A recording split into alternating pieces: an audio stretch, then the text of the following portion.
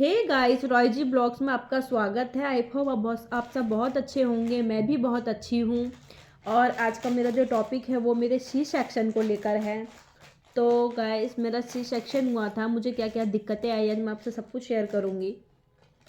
तो गाइस, मेरी बेटी मेरे 9 महीने पेट में थी, मुझे कोई भी दिक्कतें नहीं आई। लोग बोलते हैं उल्टी आना, ये आना, वो आना, नॉर्मली था, इतना मुझे कोई दिक्कत नहीं आई। मैंने बहुत इन्जॉय किया, मेरी बेटी पेट में थी, मैं सब जगह घूमती थी, फिरती थी, घर के सारे कामकाज करती थी, मुझे कोई भी दिक्कत नहीं आई। लेकिन जो मेरा लास्ट अल्ट्रासाउंड हुआ था 9 महीने वाला, तो मुझे उसमें अल्ट्रासाउंड में डॉक्टर ने देख के बोला कि आपके बेबी के गले में 3 नट फंसे हुए हैं, आपकी बेबी उल्टी है, तो नॉर्मल होने के चांस बहुत कम है, आपको ऑपरेशन ही होगा। उन्होंने ऐसे बोला। मैं उस अल्ट्रासाउंड को लेके मैं जब घर आ गई, मैं हॉस्पिटल नहीं गई, मैं घर आ गई। मैंने बोला कि अभी तो मेरी डॉक्टर तो मैं ट्यूसडे दिखाती थी डॉक्टर को। ये दिल्ली में ये मदनगिरी हॉस्पिटल है, मैं उसमें दिखाती थी खुद को। तो वो डॉक्टर ट्यूसडे बैठती थी, तो मैंने उन्हें जाकर मैं घर आ गई, तो ट्यूसडे का वेट किया मैंने। जब ट्यूसडे आया तो मैं लेके अपना अल्ट्रासाउंड दोबारा हॉस्पिटल गई, तो वहाँ डॉक्टर ने मेरा अल्ट्रासाउंड देखने के बाद मेरे ऊपर गुस्सा किया। बोला कि तुम्हें उसी दिन ऑपरेशन हो जाना चाहिए था, तुम्हें दिक्कत है, ये है, वो है, ब्लड प्रेशर हाई हो जाएगा, कैसे कैसे करोगी, ये है, वो है, ऐसे करके मुझे बहुत बोला। उसके बाद मैंने अपने हस्बैंड को बताया कि डॉक्टर ऐसे ऐसे बोल रही हैं, आज ही ऑपरेशन करना पड़ेगा, ऐसे ऐसे दिक्कत है। तो इन्होंने बोला कि चलो ठीक है। इन्होंने बात करी कि ऑपरेशन का क्या चार्ज है, उन्होंने ऐसे ऐसे बताया। तो इनका इतना बजट नहीं था उस समय पे, तो इन्होंने बोला फिर भी कि चलो मैं कोई बात नहीं, मैं कहीं से पैसे अरेंज करके आपका ऑपरेशन करवा देता हूँ। लेकिन क्या हुआ फिर, मुझे नहीं, वो गवर्नमेंट हॉस्पिटल भी लेके गए यहाँ दिल्ली के सफदरगंज। तो यहाँ सफदरगंज में उन्होंने मुझे देख के बोला कि हम ऑपरेशन नहीं करेंगे, नॉर्मल डिलीवरी करेंगे इस कंडीशन में भी, लेकिन हम बच्चे और माँ में से ये एक एक एक को ही बचाएंगे। उन्होंने कुछ ऐसा वो रखा, तो उनको समझ में कुछ नहीं आया। उन्होंने फिर मुझे वहाँ से फिर मुझे ले आए, फिर वापस वहीं मदनगिरी हॉस्पिटल लेके चले गए। वहाँ लोग फिर इधर उधर फ़ोन कर करके लोगों से बोलने लग गए, ऐसा ऐसा ऐसा बात हुआ, ये है, वो है। तो मेरे जेठ जी हैं, वो एक हॉस्पिटल में काम करते थे, वो प्राइवेट हॉस्पिटल था, इधर गोविंदपुरी के पास ही वो हॉस्पिटल है, गंगा मेडिकल करके। तो उसमें मेरा फिर उन्होंने बात करी, तो उन्होंने कहा कि यहाँ मेरी जान पहचान है, तो यहाँ थोड़ा हो जाएगा। तो मैं बात करता हूँ, तो उन्होंने बोला कि हाँ यहाँ पे वहाँ से कम पैसों में दवाई गोली ऑपरेशन सब कुछ बता रहे। तो इन्होंने कहा कि ठीक है फिर वहीं करा लेते हैं, मैं पैसों के अरेंजमेंट कर दूँगा। इन्होंने किसी किसी से पैसों के लिए कहा, बहुत लोगों से। तो हाँ, उनके पास उतने पैसे हो चुके थे। तो जब वो मुझे लेके वहाँ गए ना, तो मेरे लिए सब कुछ बहुत मुश्किल था। फिर वो मुझे उसी दिन, वो टाइम है 10 जनवरी, 10 जनवरी को फिर वो मुझे हॉस्पिटल लेके गए। तो फिर हॉस्पिटल रात में लेके गए, मुझे एडमिट कर लिया गया। वहाँ जाते ही हमसे 10,000 रुपये जमा ले लिए। मुझे बोतल वगैरह चढ़ना स्टार्ट हो गया। डॉक्टर आई, डॉक्टर ने मुझे चेक किया, बच्चे की हार्ट बीट वगैरह सब कुछ चेक करी। उन्होंने कहा अभी तो सब ठीक है, हम मॉर्निंग में ऑपरेशन कर देंगे। उन्होंने 10 बजे का टाइम दिया। मेरे फैमिली वगैरह वगैरह जिसको भी बताना था इन्होंने बता दिया कि ऐसे ऐसे मेरा ऑपरेशन है। तो फिर उन्होंने क्या किया, मतलब मेरा ऑपरेशन का जो टाइम दिया सुबह के 10 बजे का, तो डॉक्टर 9:30 बजे आ चुकी थी। तो इसके उस समय इसके पापा नीचे सामान वगैरह चाय वगैरह लेने चले गए, तो उस समय मेरे पास कोई था नहीं। वो आई एकदम से बोलने लगी चलो चलो ऑपरेशन थिएटर में। उन्होंने मेरे कपड़े वगैरह चेंज करा दिए, और मुझे उस समय मेरे साथ बाहर कोई भी नहीं था। मैं इधर उधर घूम घूम के देख रही हूँ कि सब कहाँ गए मेरे घर वाले, तो कोई दिखा नहीं। तो उन्होंने बोला सब यहीं होंगे, आप चलो अंदर। वो मुझे लेके चले गए। उस समय कोई भी, मैं थोड़ी सी नर्वस हो गई कि मैं ऑपरेशन के लिए जा रही हूँ और कोई है नहीं यहाँ, सब कहाँ चले गए। तो जैसे ही मैं अंदर घुसी हूँ, वैसे ही मेरी ननद, इसके पापा सब आ गए, सब बाहर वेट करने लगे। मेरा ऑपरेशन स्टार्ट हो गया। मानो मेरा ऑपरेशन तो हाँ, पता है मुझे बिल्कुल भी फील नहीं हो रहा था। मैं अंदर से ये था, मुझे थोड़ी सी खुशी भी हो रही थी कि क्या मुझे बिना दर्द के बेबी हो रहा है, क्या बात है, मुझे दर्द भी नहीं सहन करना पड़ा और बेबी भी हो जाएगा, ऐसा कौन सा ऑपरेशन होता है। मैंने सी सेक्शन को लेके ना कोई वीडियो वगैरह वगैरह कुछ नहीं देखती थी, मैं इतना माइंड ही नहीं करती थी कि जो होना होगा हो जाएगा। लेकिन मैं अंदर से ये फील ही नहीं कर रही हूँ कि मैं, हाँ मेरा इतना बड़ा ऑपरेशन है, ये लोग मेरा पेट कट करेंगे तब बेबी बाहर आएगा। मैं अंदर गई, उन लोगों ने मुझे एनीथेसिया जो दिया था, इंजेक्शन जो देता है रीढ़ की हड्डी में, जो वो दिया ना, जैसे ही दिया तो ऐसा लगा किसी ने मेरी कमर में जैसे हथौड़ा मारा होगा, इतनी तेज़ से एकदम से पूरा शरीर झनझना जाता है। तो फिर जैसे ही वो इंजेक्शन मुझे दिया तो मेरा शरीर अपने आप सुन्न होने लग गया, मेरे पैर वगैरह कुछ भी नहीं उठ रहे थे, खाली मेरा इतना सर, मुझे इतना शरीर में सारा खाली सर मेरा हिल रहा था, बाकी मेरा कुछ नहीं हिल रहा था, मुझे कानों से भी एकदम हल्का सुनाई दे रहा था। तो वो जब मेरा ऑपरेशन, वो ऑपरेशन तुरंत स्टार्ट कर देता है उन्होंने, मेरा ऑपरेशन, लेडी डॉक्टर थी, 4 आदमी थे मेरे साथ उसके अंदर, 2 लड़के थे, एक नर्स थी, एक डॉक्टर थी, वो लेडी डॉक्टर थी जिन्होंने मेरा ऑपरेशन किया था। मेरा एक ऑपरेशन बहुत अच्छे से हो गया, मेरा 10 बजे ऑपरेशन चालू किया उन लोगों ने, मेरी बेटी 10:33 पे मेरी बेटी भी हो गई। लेकिन मेरे जो स्किन है ना, वो लोग टाँके लगाए जा रहे हैं, वो टाँके खुले जा रहे हैं, वो लगाए जा रहे हैं, वो खुले जा रहे हैं, वो लोग आपस में बातें कर रहे थे, मुझे हल्का हल्का सुनाई दे रहा था कि सूट नहीं हो रहे हैं। मैं, वो नर्स कह रही है मैम इनको ये सूट नहीं हो रहे हैं, ये है वो है, ये इनकी स्किन में ये बैठ नहीं रहे हैं। तो उन्होंने जैसे तैसे मेरे टाँके भर दिए। फिर मुझे तुरंत ही दूसरे वार्ड में शिफ्ट इसलिए कर देते हैं क्योंकि अगर ऑपरेशन का जो वो होता है, सुन जो होता है हमारा शरीर, अगर वो खुल जाता है तो फिर हमें हिल डुल हम सकते ही नहीं है, कम से कम 24 घंटे। तो उन्होंने मुझे फटाफट दूसरे वार्ड में शिफ्ट किया, मेरी बेटी को दिखा दिया, मैं बहुत खुश थी, मुझे बेटी ही चाहिए थी और भगवान ने मुझे बेटी ही दी। हम लोग बहुत खुश थे, इसके पापा भी, मैं भी, मैं तो बहुत ही ज़्यादा खुश थी क्योंकि मुझे बेटी ही चाहिए थी और मुझे बेटी हो गई। उसके बाद जब मुझे शिफ्ट कर दिया, मेरे मम्मी वगैरह वगैरह सब लोग आ गए, सब मुझसे मिले, मेरे को देखा, मैं खुश एकदम, मुझे क्योंकि कोई दर्द था ही नहीं, मैं खुश थी। हाँ बस हिल डुल नहीं पा रही, मैं कह रही हूँ मेरे पैर क्यों नहीं हिल रहा है, तो बस दिमाग ये कह रहा था, ऐसा फील हो रहा है कि मानो जैसे कि मैं कोई मरी हुई हूँ, मेरा शरीर की जान कहाँ चली गई। उन लोगों ने मुझे उठा के बेड से यहाँ रख दिया, मुझे ऐसा कि फील हो रहा है कि जैसे कि मैं कोई फूल हूँ, इतनी हल्की कैसे हो गई मैं, ऐसा सा माइंड में। लेकिन जैसे जैसे 1 से 1.5 घंटा हुआ, मेरा पैर थोड़े थोड़े हिलना चालू हो गए, उसके बाद मुझे दर्द होना भी स्टार्ट हो गया, मुझे पेट में दर्द, इतने दर्द होने लगे, ऑपरेशन पे इतना दर्द हो रहा था ना, मैं अपने आप को थोड़ा सा हिलाने की कोशिश कर रही हूँ तो हिला भी नहीं पा रही हूँ, तो मुझे इतने दर्द हो रहे थे। तो वो लोग दर्द के इंजेक्शन दे देते हैं यहाँ पीछे, वो इतने, मुझे इतने इंजेक्शन लगे हैं, करीब करीब 30 से 35 इंजेक्शन मुझे लगे हैं यहाँ कमर के पास। तो मेरी अभी भी इतनी मोटी गांठ हो गई है क्योंकि उस समय मालिश वगैरह कुछ नहीं करा पाती थी, पूरा शरीर दुखता था, तो इतनी मोटी गांठ हो गई थी मेरे। तो वो प्राइवेट हॉस्पिटल था, उन्होंने जो जो बात हुई थी, उन्होंने अपने उस बातों से वो पलट गए, डॉक्टर ने कहा कि ऐसे ऐसे इतना इतना ये वो।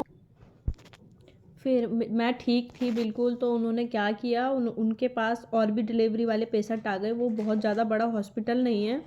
तो उन्होंने क्या बोला कि आपका पेशेंट एकदम ठीक ही है, आप एक काम करो इन्हें घर ले जाओ। मेरे ऑपरेशन को 24 घंटे ही हुए थे। तो उन्होंने मुझे बोला चलने के लिए, इनको उठाओ, इनको थोड़ी सी वॉक कराओ। और मैं फिर बेड से खड़े होने की तो बहुत दूर की बात है, उन्होंने मुझे, मैं लेटी हूँ तो मुझे इतना फील नहीं हो रहा था, जैसे जैसे मुझे खड़ा करने के लिए, मेरे कपड़े वगैरह सब चेंज करने के लिए मुझे खड़ा किया, तो मुझे इतने चक्कर आने लगे, एकदम ही अंधेरा, जैसे एकदम अंधा इंसान कैसा होता होगा उसे सब ब्लैक दिखता है, ऐसा ही मुझे दिखने लगा। मैं बस बोल रही हूँ उसके पापा को कि मुझे छोड़ना नहीं, मुझे पकड़ के रखो, मुझे छोड़ना नहीं, अरे मैं गिर जाऊँगी। मैं बहुत धीरे धीरे बोल रही हूँ और मुझे अंदर से महसूस हो रहा है कि मैं इन लोगों को कितनी तेज़ बोल रही हूँ, ये लोग सुन क्यों नहीं रहे हैं मेरी बात। लेकिन ऐसा नहीं होता, हम दर्द की वजह से बोल ही नहीं पाते हैं, क्योंकि हम मुंह से जितनी तेज़ आवाज़ निकालता है उतना हमारे टाँकों पे प्रेशर पड़ता है।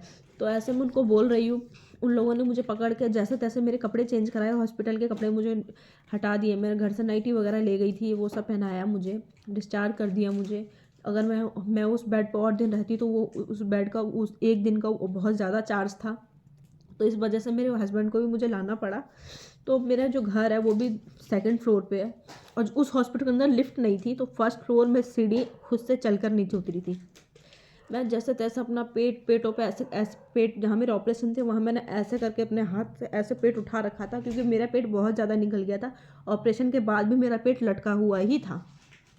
तो मैं इस तरीके से मैंने अपने पेट पे हाथ रख के, कोई मुझे ऐसे भी पकड़ रहा था तो मुझे इतना दुख हो रहा था कि नहीं मुझे छोड़ दो, मुझे बहुत दर्द हो रहा है। मैं खुद से ही चल रही, धीरे धीरे धीरे धीरे जैसे तैसे उतरी, ऑटो में बैठी, मैं घर तक आई।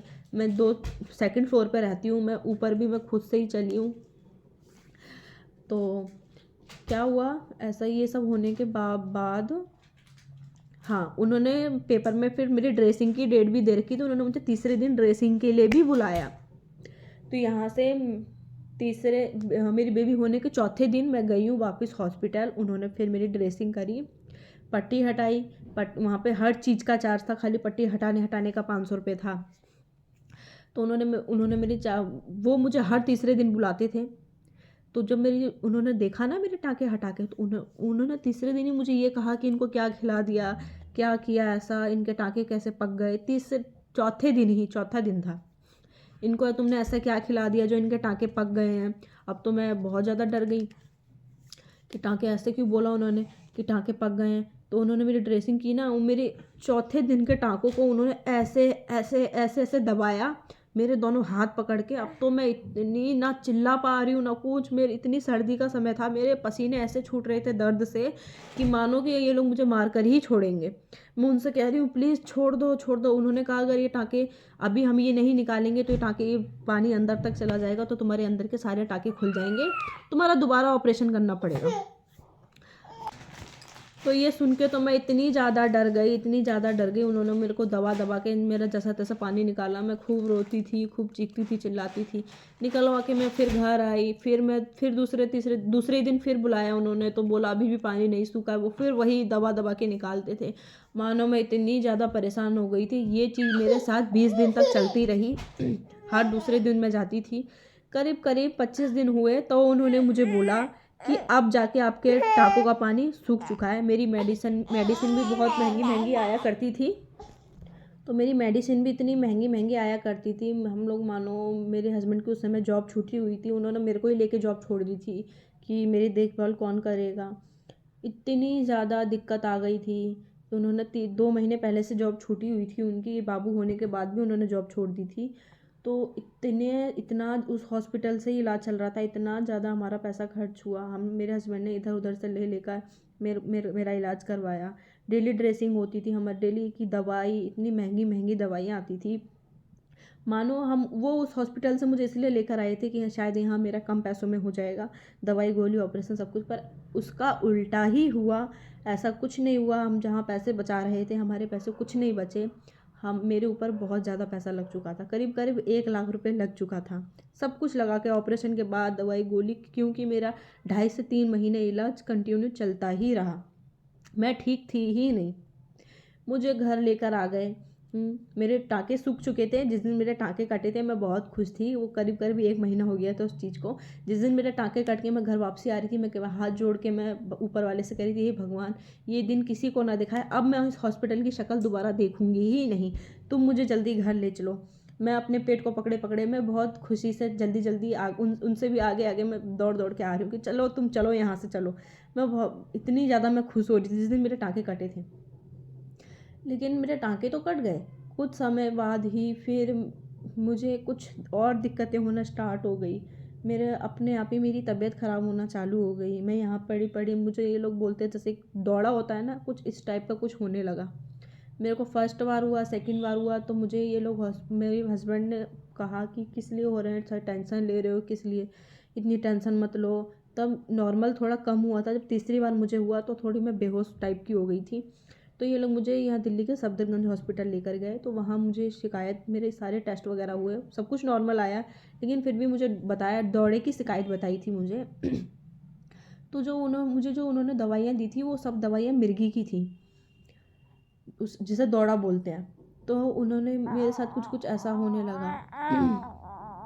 मानो जिंदगी ऐसी चल रही थी, मैं आपको इतने आसानी से बता रही हूँ लेकिन इतना आसान कुछ भी नहीं था। मानो मेरी छोटी सी बच्ची थी, मेरे मन में ये डर रहता था हमेशा कि अगर मुझे कुछ हो जाएगा तो मेरी बेटी को कौन देखने वाला होगा। हे भगवान ऐसा कुछ ना हो। अब मेरे हस्बैंड मेरे को बहुत ही ज़्यादा प्यार करते हैं। पूरी प्रेगनेंसी में उन्होंने मेरा बहुत साथ दिया। अगर शायद वो ना होते मुझे सहारा देने वाले, तो शायद आज मैं यहाँ ना होती। इतनी शर्म आती थी मुझे, हर चीज़ मैं चल नहीं सकती थी, बच्चे को गोद में उठा के फीड नहीं करा सकती थी, मैं कुछ नहीं करा। मेरी बेटी मेरा दूध नहीं पीती है, वो ऊपर का दूध पीती है। इतनी दिक्कतें थी। मुझे बाथरूम नहलाना धुलाना सब मेरे हस्बैंड करते थे। मेरी बेटी को देखना, रात भर ये सोती नहीं थी, रात भर वो लेके बैठे रहते थे। कहने वाले तो ये बोलेंगे ये तुम्हारी लाइफ में तुम अनोखा बच्चा नहीं हुआ है, हमारी लाइफ में हुआ है। लेकिन मैं सबकी लाइफ में दिक्कतें आती है, मैं ये नहीं कह रही हूँ कि मेरी लाइफ में दिक्कत थी। लेकिन मेरा बचना बहुत मुश्किल था। मैं सिर्फ ये वीडियो इसलिए बना रही हूँ कि मेरे पूरी प्रेगनेंसी मेरे हस्बैंड ने मेरा बहुत साथ दिया। अगर कोई शायद दूसरा आदमी होता ना, जो सोचता कि मेरे पास पैसा है और ये मेरी बीवी ने मेरा ऐसा खून पी रखा है, ये है वो है, तो वो सब वो छोड़ कर ही भाग जाता। मैंने ऐसे बहुत से केस देखे हैं कि वो लोग जेब से 10 रुपये तक लगाना नहीं चाहते, लेकिन मेरे हस्बैंड ने इधर उधर से अरेंज कर करके मेरा इलाज में कोई कमी नहीं रखी थी। उन्होंने मुझे प्राइवेट भी दिखाया, सरकारी भी दिखाया। मेरी खाने से पीने से मुझे हर चीज़ टाइम से, दवाई गोली सब कुछ देते थे एक जेंट्स होके।